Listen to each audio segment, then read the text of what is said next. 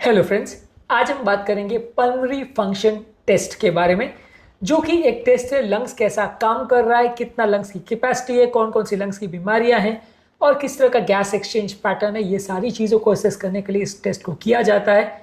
ये एक important test है जो काफ़ी लंग्स के पेशेंट में किया जाता है। और जिसकी इंपॉर्टेंस क्या है, कब इसको करते हैं, क्या इससे फ़ायदे मिलते हैं, कैसे इसको इंटरप्रेट करते हैं, कौन कौन से इसमें मेजरमेंट्स होते हैं, ये सारी चीज़ों पर शॉर्ट में आज हम बात करेंगे। ये सारी चीज़ों को अगर आप डिटेल में डिस्कस करना चाहें तो वो एक बड़ा टॉपिक हो जाएगा, इसलिए ज़्यादा डेप्थ में नहीं जाएंगे। ब्रीफ में ये सारी चीज़ों को जितना कॉमन व्यक्ति के लिए ज़रूरी है उतनी डिटेल में बात करेंगे। टॉपिक इंपॉर्टेंट है, इसलिए एंड तक देखिएगा। टॉपिक पर जाने से पहले जो लोग हमारे चैनल पर नए हैं उन्हें रिक्वेस्ट करूँगा कि चैनल को सब्सक्राइब करें, वीडियोज़ को लाइक करें, शेयर करें, फॉलो करें, कमेंट करें, पूरा देखें। बिना समय बिगाड़े चलिए शुरू करते हैं टॉपिक।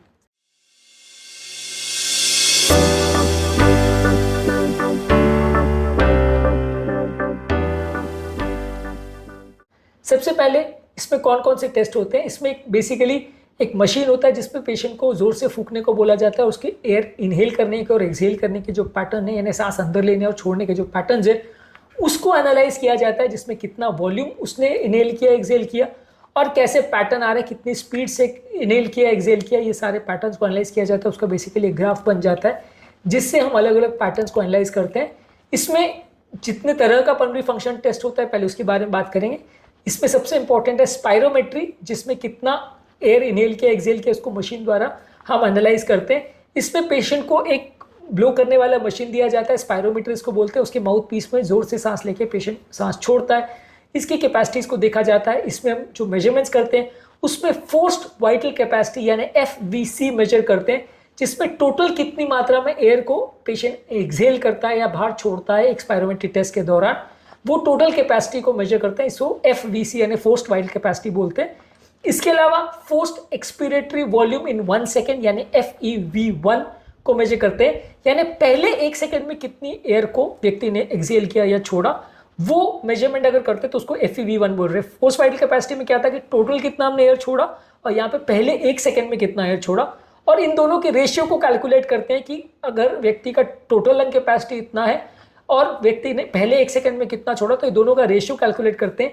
ये बेसिकली ऑब्स्ट्रक्टिव डिजीजेस या रिस्ट्रिक्टिव लंग डिजीज में डिफरेंशिएट करने के लिए यूज करते हैं कि पहले 1 सेकंड में कितना एयर एक्सहेल किया और टोटल कितना कैपेसिटी है, वो दोनों का रेशियो निकाला जाता है। इसको FEV1 वर्सेस FVC रेशियो बोलते हैं।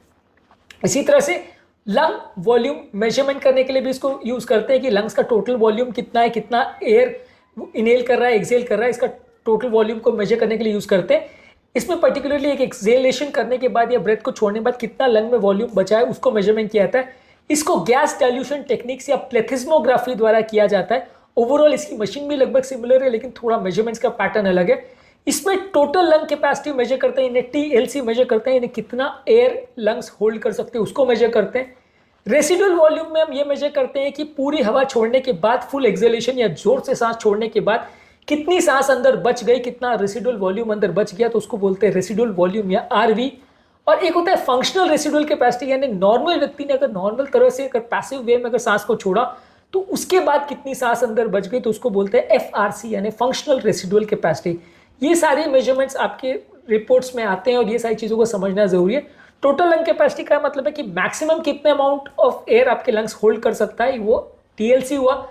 एक्सहेलेशन फोर्सिबली किया उसके बाद कितना एयर बचा उसको रेसिडुअल वॉल्यूम बोला जाता है। तो एक नॉर्मल एक्सहेलेशन करने के बाद भी जितना एयर बच गया उसको फंक्शनल रेसिडुअल कैपेसिटी यानी FRC बोला जाता है।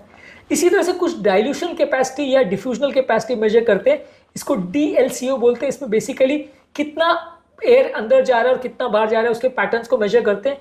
इसमें बेसिकली थोड़ा सा कार्बन डाइऑक्साइड के मार्कर के साथ पेशेंट को एयर दिया जाता है और 10 सेकंड तक पेशेंट को ब्रेथ होल्ड करने को बोला जाता है। उसके बाद जो ब्रेथ उसने छोड़ा उसमें कितना कार्बन मोनोऑक्साइड बाहर निकला उसको मेजर किया जाता है। तो इससे मेजर होता है कि एक बार अगर व्यक्ति सांस ले रहा है और सांस छोड़ रहा है तो 10 सेकंड के अंदर कितना गैसेस का एक्सचेंज अंदर हो रहा है, तो उसने कितना कार्बन मोनोऑक्साइड अंदर लिया वर्सेस कितना कार्बन मोनोऑक्साइड बाहर छोड़ा, उनका रेशियो को कैलकुलेट करके पेशेंट का डिफ्यूजन कैपेसिटी मेजर करते हैं।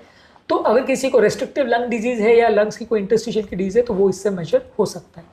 इसके अलावा एक होता है ब्रोंकोडायलेटर रिवर्सिबिलिटी टेस्ट, यानी पेशेंट को अगर कोई ऑब्स्ट्रक्टिव एयरवेज का डिजीज है या अस्थमा वगैरह है तो वहाँ पे पेशेंट का पहले एक स्पायरोमेट्री किया जाता है उसकी कैपेसिटीज देखने के लिए, FEV1 और FVC का रेशियोज वगैरह कैलकुलेट करते हैं और उसको इनहेलर्स के पफ दिए जाते हैं और 2-3 पफ के बाद वो फिर से एक बार मेजर करता है तो ब्रोंकोडायलेटर देने के बाद कितना उसमें इंप्रूवमेंट आ रहा है, ये टेस्ट किया जाता है ये देखने के लिए कि ओवरऑल पेशेंट को अगर हम ब्रोंकोडायलेटर थेरेपी देते हैं तो उसके बाद पेशेंट की कंडीशन इंप्रूव होगी या नहीं होगी, और पेशेंट को जो हम थेरेपी दे रहे हैं उससे फायदा हो रहा है कि नहीं हो रहा है, ये देखने के लिए भी ये टेस्ट किया जाता है। इसको ब्रोंकोडायलेटर रिवर्सिबिलिटी टेस्ट बोलते हैं। इसके अलावा एक पेशेंट का एक्सरसाइज टेस्टिंग होता है जिसमें पेशेंट को एक्सरसाइज कराया जाता है, उसका रेस्पिरेटरी पैटर्न, उसका टोटल ऑक्सीजन कंजम्पशन यानी VO2 मेजर करते हैं, कितना कार्बन डाइऑक्साइड बनाया यानी VCO2 मेजर करते हैं, और ओवरऑल उसकी वेंटिलेटरी एफिशिएंसी कितनी, ये सारी चीजें मेजर करते हैं। इसमें पेशेंट को एक्सरसाइज कराया जाता है और उसके बाद उसका स्पायरोमीटर में जो ओवरऑल वेंटिलेशन का रेशियोज है और उसके जो ओवरऑल जितना एयर लिया कितना छोड़ा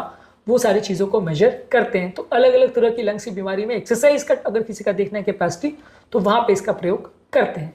ज़्यादातर ये पल्मोनरी फंक्शन टेस्ट अगर किसी को एस्थमा है, ऑब्स्ट्रक्टिव एयरवे डिजीज है, लंग्स की कोई भी बीमारी है, पल्मोनरी फाइब्रोसिस है, वो है या नहीं वो देखने के लिए इसका प्रयोग होता है। इसके अलावा पेशेंट को जो हम थेरेपी दे रहे हैं उससे रिस्पॉन्स इंप्रूव हो रहा है या नहीं उसके लिए यूज़ करते हैं। इसके अलावा अगर कोई पेशेंट का सर्जरी होना है जहाँ पे अगर पेशेंट का लंग कॉम्प्रोमाइज है तो कैपेसिटी कितना है, सर्जरी टॉलरेट करेगा या नहीं करेगा, वो देखने के लिए प्रयोग करते हैं। इसके अलावा यदि कोई व्यक्ति ऐसी कोई इंडस्ट्री में काम कर रहा है जहां उसके लंग्स को कॉम्प्रोमाइज हो सकता है, लंग्स में डैमेज हो सकता है, वहां पे लंग्स पे कितना डैमेज एक्चुअली हो रहा है या नहीं उसको मेजर करने के लिए इसका प्रयोग करते हैं। तो बेसिकली ये इंपॉर्टेंट इंडिकेशंस है जिसमें हम ये पल्मोनरी फंक्शन टेस्ट का प्रयोग करते हैं। और इन टेस्ट को हम इंटरप्रेट कैसे करते हैं अब इस पर बात करेंगे, ये बहुत ज़्यादा इंपॉर्टेंट चीज़ है इसलिए इसको ध्यान से सुनिएगा, समझिएगा।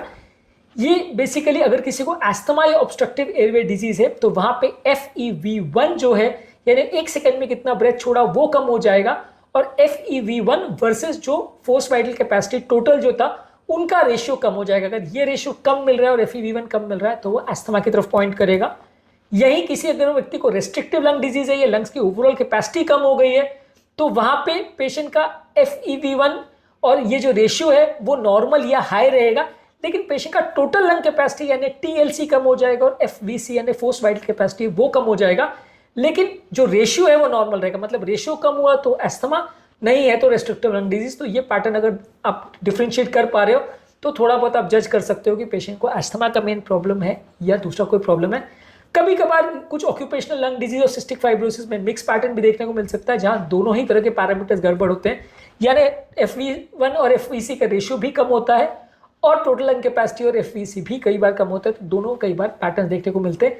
इसी तरह से जो डिफ्यूजन कैपेसिटी है वो एल्वुलर कैपिलरी मेम्ब्रेन डिजीज या पल्मोनरी फाइब्रोसिस या एम्फाइसीमा या पल्मोनरी हाइपरटेंशन वाली बीमारियों में वो कंपैरेटिवली कम देखने को मिलता है। तो वहां पे हम DLCO को मेजर करते हैं, यानी डिफ्यूजन कैपेसिटी इन बीमारियों में कॉम्प्रोमाइज होती है जहां लंग का पैरेन्काइमा डिस्ट्रॉय हो जाता है, तो वहां पे गैस का एक्सचेंज उतना प्रॉपर नहीं हो पाएगा, तो वहां पे DLCO का प्रयोग करते हैं। ये टेस्ट को किसी को प्रिपेयर कैसे किया जाता है, ज्यादातर ये OPD टेस्ट है, इसमें कोई एडमिशन की जरूरत नहीं पड़ती। पेशेंट को बोला जाता है कि वो स्मोकिंग नहीं करे, टेस्ट करने से पहले कोई हेवी मील्स नहीं करके आए, क्योंकि अगर पेट ज्यादा भरा रहेगा तो गहरी सांस लेना छोड़ना थोड़ा सा मुश्किल हो जाएगा। इसके अलावा अगर कोई स्पेसिफिक मेडिसिन वो ले रहा है जिससे उसका टेस्ट अफेक्ट हो सकता है तो वो मेडिसिन उस दिन ना ले, या अपने डॉक्टर से डिस्कस कर ले कि मेडिसिन लेके आना है या बिना मेडिसिन के करना है। और पेशेंट को थोड़ा वार्म और कंफर्टेबल क्लोथिंग पहनने को बोला जाता है जिससे उसको गहरी सांस लेने छोड़ने या इस तरह के टेस्ट करने में सफोकेशन का सेंसेशन ना हो या प्रॉब्लम ना हो। तो बेसिकली पल्मोनरी फंक्शन टेस्ट एक ऐसा टेस्ट है जिसमें लंग्स की बहुत सारी बीमारियों के बारे में हमको पता चलता है, और इसके रेशियोज को प्रॉपरली अगर इंटरप्रेट किया जाए तो लंग्स की अलग अलग बीमारियों को हम समझ सकते हैं, उसके बारे में ट्रीटमेंट स्ट्रैटेजी प्लान कर रहे हैं और ट्रीटमेंट का रिस्पॉन्स हो रहा है या नहीं, ये सारी चीज़ें भी असेस कर सकते हैं। इसके अलावा लंग्स के लिए अलग अलग और कौन से टेस्ट होते हैं, CT एंजियोग्राफी और बाकी टेस्ट का क्या रोल है, पल्मोनरी एंजियोग्राफी का क्या रोल है, और कौन कौन सी लंग्स की बीमारियां होती है, इसके बारे में हमने ऑलरेडी बहुत सारे वीडियोस किए हैं। हमारा पूरा चैनल ही लंग्स डिजीज पर बेस्ड है, तो वो सारे वीडियोस को जरूर चेकआउट करें। उम्मीद करूंगा कि आज का टॉपिक में कुछ नया जानने को मिला होगा। जो लोग हमारे चैनल पर नए हैं उन्हें रिक्वेस्ट करूँगा कि चैनल को सब्सक्राइब करें, वीडियोज़ को लाइक करें, शेयर करें, फॉलो करें, कमेंट करें, पूरा दिन।